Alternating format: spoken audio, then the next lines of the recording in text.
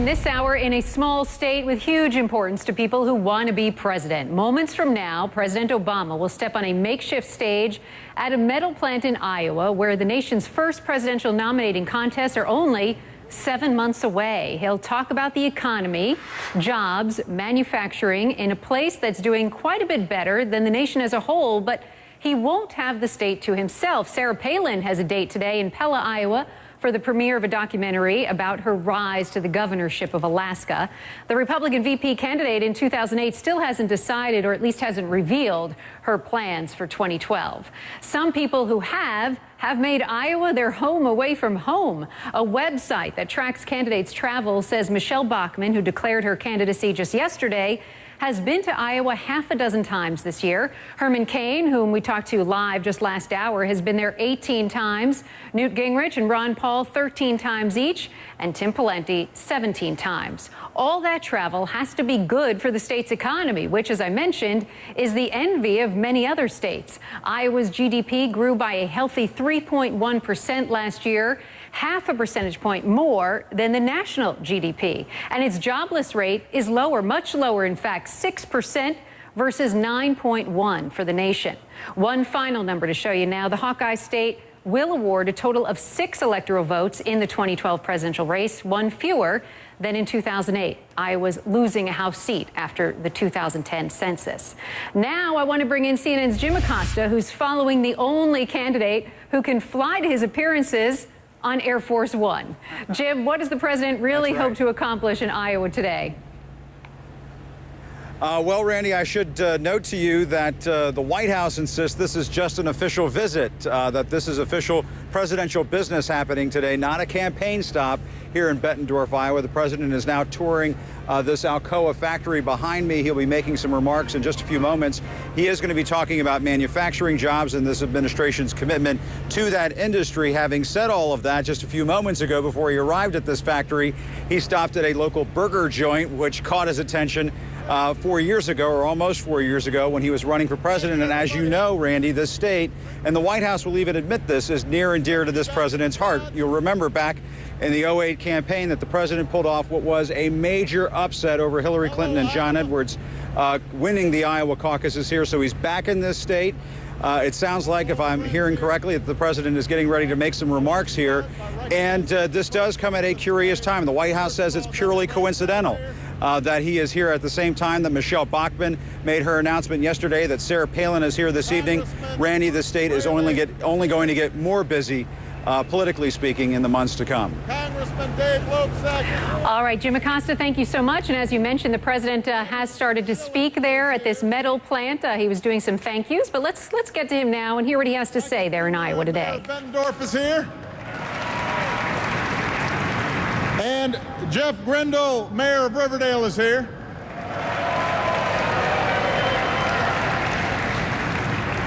The chairwoman of the National Association of Manufacturers, Mary Adringa, is here.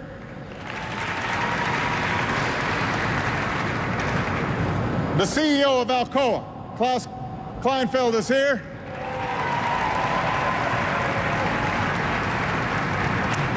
Vice President and General Manager Davenport, Malcolm Murphy, is here.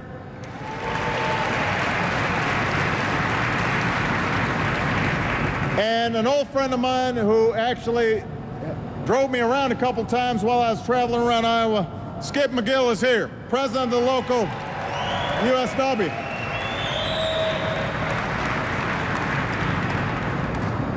You know, I know you've been seeing a lot of politicians around lately. Something tells me that you may see a few more before February is over. But Iowa, you and I, we go a long way back. And those of you who are coming over from the Illinois side, we go even longer back. So we've got some history together. And together we're going to make some more history for years to come. And that's why I'm so glad to be here at Alcoa. All of you are showing the future we can build here in eastern Iowa and all across the country. Almost every airplane in the world has some kind of Alcoa product in it. Think about that. Every airplane in the world, you guys have something to do with. In fact, it turns out that you're responsible for the wings on Air Force One. So I want to thank all of you for getting me here in one piece. It was a pretty smooth ride, thanks to Alcoa. Now, this company was founded by a college student named Charles Martin Hall 125 years ago. And back then, it produced about 50 pounds of aluminum a day. And it was so hard to sell that folks kept on telling Charles that it was pointless even to lock up the plant at night because nobody wanted the stuff. But when the Wright brothers, you heard of them, right? The Wright brothers? When they needed a lightweight material for their plane, they turned to Alcoa. And this company hasn't looked back ever since. When President Kennedy challenged America to go to the moon, your engineers produced the alloys that helped get a man on the moon. In Afghanistan and Iraq, you've helped provide our troops with the armor they need to protect their vehicles from roadside bombs and IEDs. And let me tell you, when I go to Walter Reed or Bethesda, and I think about all the lives you guys have saved, it makes me proud of what you do right here. And today, your new aluminum lithium alloy is making some of the world's most advanced airplanes lighter and tougher and more cost-effective than ever. So you know that times change.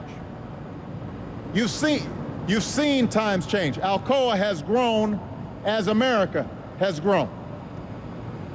Now, you also know that sometimes change can be tough. Sometimes the old ways of doing things just won't cut it anymore. I was just talking to Klaus. He was talking about some sheet metal that you guys produce that for a while you guys lost market share completely. You got your team together, redesigned it, and now you have 80% of the market back. That's adapting to change.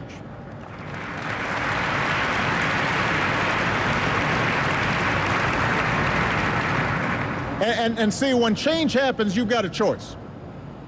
You can either keep on doing what you were doing and hope things work out, or you can make the decision that not only you can meet the challenges of the future, but you can help set the pace.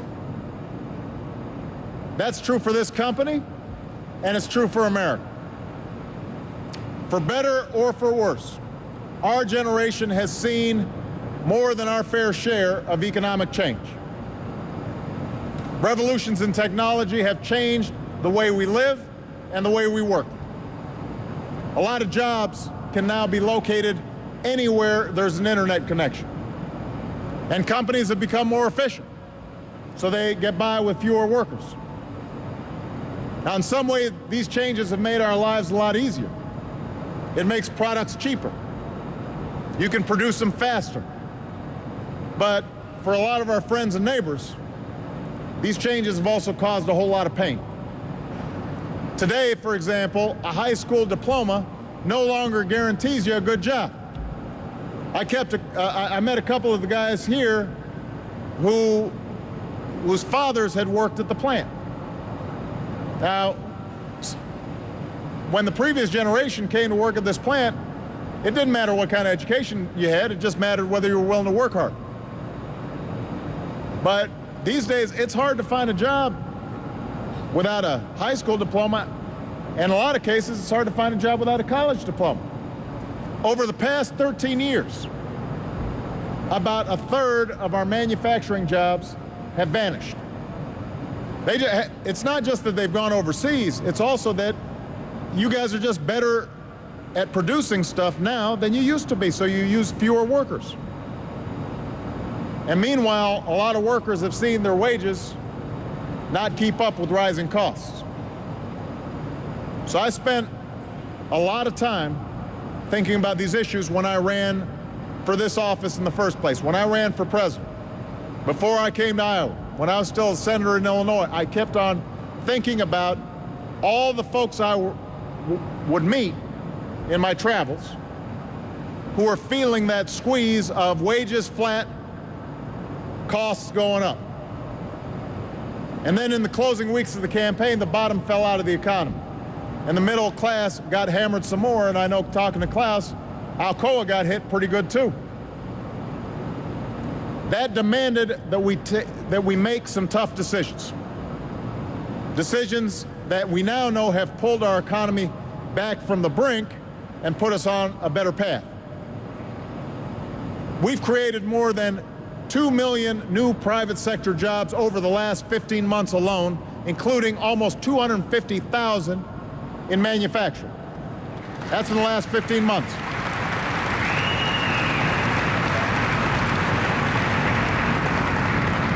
And here at this plant, the workers that were laid off during the darkest days of the recession have all been hired back.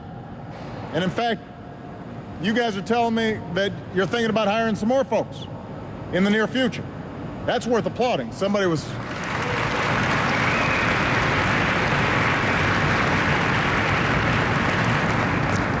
But, you know, for a lot of Americans, those numbers don't matter much if they're still out of work, or if they have a job that doesn't pay enough to make the mortgage or pay the bills. So we've got more work to do. And that work's going to take some time. The problems that we developed didn't happen overnight. We're not going to solve them overnight either. But we will solve them. We'll solve them because after all we've been through, we are still the United States of America. We've got the largest economy. We've got the best universities. And you've been listening to President Obama there speaking in Iowa, sort of a pep rally about jobs and the economy, pointing out that the plant that he is speaking from, the Alcoa plant there, has already hired back some of their workers and plans to hire more workers in the future. So once again, pointing out that the economy is on the mend, though still much more work to do.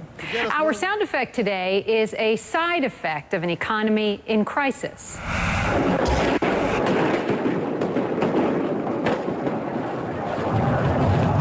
This is Athens, Greece, on the eve of a parliament vote that could affect all of Europe. At issue is a 5-year program of tax hikes and spending cuts, allowing Greece to win more European financial help and avoid bankruptcy. Greek union leaders say a 2-day strike that began today closed government offices, schools, and courts, and halted transportation. Last we heard, 3 police officers and 1 demonstrator were hurt in these protests. Reputed mob boss James Whitey Bulger was expected in a Boston courtroom at this hour after spending the past few days in jail. He was arrested in California last week after 16 years as a fugitive. A federal judge must decide whether Bulger is entitled to a court-appointed lawyer. Bulger says he can't afford to hire his own lawyer, even though lawmen found more than $800,000 in cash in his apartment. George Anthony's alleged affair, Lee Anthony's word versus his mother's. A whole lot of family drama in the Casey Anthony trial today. These are live pictures of that trial underway right now in Orlando, Florida. Plus, the defense goes after the man who found little Kaylee's body. You do not want to miss the riveting details. We will get you up to speed right after this quick break.